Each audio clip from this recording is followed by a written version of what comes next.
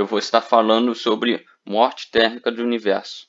Eu sou Felipe Serafim e o grupo é composto por mim, Gabriel Almeida de Lourenço e Lucas Oliveira Aquino. Bom, eu vou falar sobre primeiramente o conceito, né, sobre que precisamos ter sobre a morte térmica. Para a gente entender, a gente deve ter conhecimento pelo menos da segunda lei da termodinâmica. E a segunda lei nos dá a direção do fluxo de calor. Dessa forma, a transformação do trabalho mecânico em calor pode ser completa, mas o calor em trabalho deve ser incompleto. Isso significa que todos os processos em que o trabalho é convertido em calor são unidirecionais, uma vez que todos os processos no universo envolvem a conversão de uma pequena quantidade de trabalho ou energia em calor.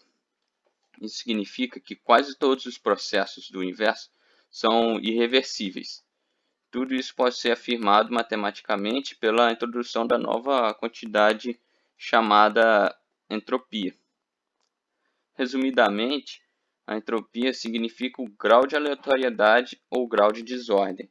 A representação matemática da mudança de entropia é essa que está aparecendo no slide aí. ΔS é igual ao integral de dq sobre t. E ΔS é a variação de entropia e ΔQ é o calor fornecido sobre a temperatura. A entropia é uma função pontual, portanto, não depende do caminho percorrido pelo sistema. Se o estado final do processo reversível e irreversível for o mesmo, a mudança de entropia será a mesma. Se a mudança na entropia for maior, o trabalho disponível diminui e a possibilidade de conversão de calor em trabalho também diminui. Bom, o que é morte térmica? Morte térmica é um fenômeno no qual todos os processos acabam parando. Nenhum trabalho posterior pode prosseguir devido à natureza irreversível da entropia e do tempo.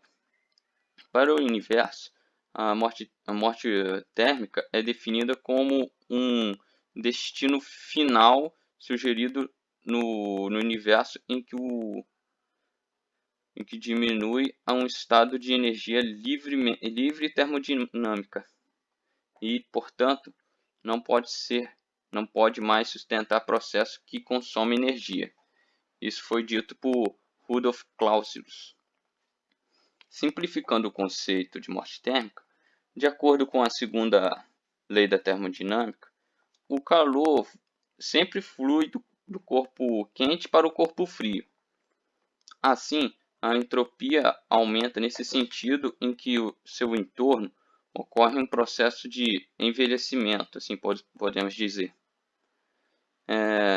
Em suma, a entropia é a seta do tempo. Além disso, a seta tem apenas uma direção que aponta. A entropia sempre aumenta com o avanço do tempo. E no estado de equilíbrio, a entropia se tornará máxima. Uma vez que o universo é um sistema isolado, de modo que podemos concluir que a entropia do universo aumenta.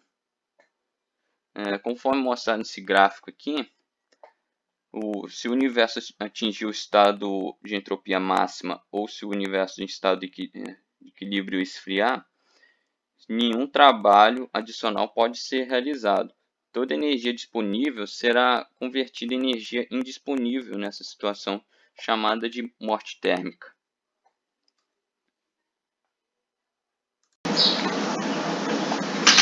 Olá, eu sou Lucas e eu vou falar um pouco sobre quando ocorrerá a morte térmica do universo, alguns fatos que a gente relaciona, né, com os fluxos energéticos envolvidos, as teorias, e a gente sabe que a teoria da morte térmica do universo ela está diretamente ligada à flecha do tempo e à entropia. Né? A flecha do tempo e a morte térmica do universo são duas teorias que se pautam na segunda lei da termodinâmica, né? Diz para a gente que a quantidade de entropia em qualquer sistema isolado termodinamicamente tende a incrementar-se com o tempo, até alcançar um valor máximo. Bem, a entropia ela é gerada durante todo o processo real. A gente sabe que em algum momento teremos um estado máximo da desordem energética no universo. Aí, nesse estado máximo da desordem energética, a gente não vai conseguir aproveitar mais essa energia. É o inevitável estado da entropia máxima, né? Que é tanto falado pela flecha do tempo quanto pela teoria da morte térmica. Aqui a gente tem, por exemplo, um gráfico que mostra o aumento da entropia em relação ao tempo em um processo fechado. E a gente pode considerar o universo um sistema termodinamicamente fechado, porque não existe nada além dele. Então, se a gente fechar o universo todo, de acordo com o passar do tempo, essa entropia ela tende sempre a subir. Aqui também a gente tem o enunciado de Clausius, que ele fala para a gente que o calor não pode fluir de forma espontânea de um corpo de temperatura menor para outro de temperatura mais alta. Bem, as trocas de calor elas têm que respeitar o gradiente de temperatura, né? Ela não pode passar do corpo mais frio para o mais quente, e também não existe troca de calor espontânea de corpos com a mesma temperatura. É necessária essa diferença de temperatura para que um processo ocorra de forma espontânea, para que ele ocorra no universo. O universo ele tem muitas estrelas, corpos que vivem de reações químicas envolvendo muita energia e calor. Em algum momento, toda essa troca de calor vai acontecer, não vai existir mais o gradiente de temperatura, o universo vai estar basicamente morto, porque a gente não vai ter mais troca de calor nenhuma, nenhum processo acontecerá, e dessa forma se explica a morte térmica do universo. Bem, existem outras teorias para o fim do universo, né? O fim, de alguma maneira, do universo, que é o Big Crunch ou o Big Rip.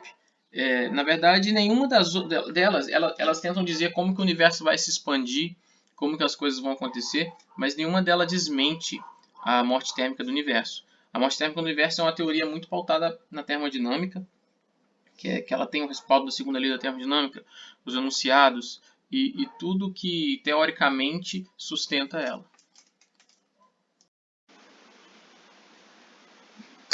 Dando sequência à nossa apresentação em vídeo, meu nome é Gabriel De Lorenzi e vamos aprofundar na pergunta: o que existia antes do Big Bang?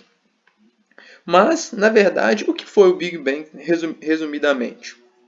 O universo teve um início hoje mais aceito como Big Bang, sendo possível afirmar através de duas observações, uma envolvendo o mistério associado à escuridão do nosso céu à noite e outra lida com o fato de existir a segunda lei da termodinâmica. Tudo o que conhecemos começou a tomar forma 13,8 bilhões de anos atrás, quando um ponto infinitamente denso e massivo, uma singularidade, liberou toda a matéria e energia que há por aí. Segundo a teoria do Big Bang, o universo inteiro estava condensado em uma singularidade do tamanho de uma bola de tênis. Em minutos, a bola explodiu, formando matéria e antimatéria, dia e noite, a humanidade, as estrelas e o cosmos, como o conhecemos. Na verdade, não foi bem uma explosão, foi uma expansão. E ao criar conhecimento sobre o início do universo, uma pergunta pertinente é justamente o que existia antes do início do universo. É aí que entra esse cara aí, Stephen Hawking, físico e cosmólogo. Sabemos que a explosão inicial criou simultaneamente tempo e espaço, que é a expansão. Então, não é possível questionar o que existia antes do Big Bang. Em uma entrevista para o canal National Geographic, Stephen Hawking fala sobre o enigma das coisas que acontecem que antecedem o Big Bang. Fala que elas simplesmente não existem. Foi o próprio Big Bang que criou a estrutura que Einstein batizou de continuum, espaço-tempo, uma espécie de malha estrutural da realidade onde essas duas dimensões se emaranham como uma coisa só, distorcidas pela matéria e energia espalhadas pelo universo. Tempo e espaço, como os conhecemos, não existe antes do Big Bang. Portanto, toda e qualquer coisa que possa ter acontecido há mais de 13,8 bilhões de anos nos é completamente inacessível. Eventos que antecederam o Big Bang não deixaram qualquer evidência observável. Logo, podem perfeitamente ser deixados de fora da teoria.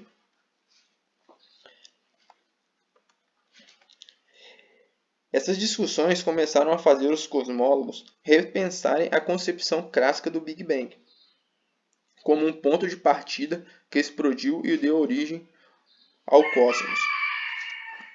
E assim nós encerramos a nossa apresentação. Essas são as nossas referências. Muito obrigado.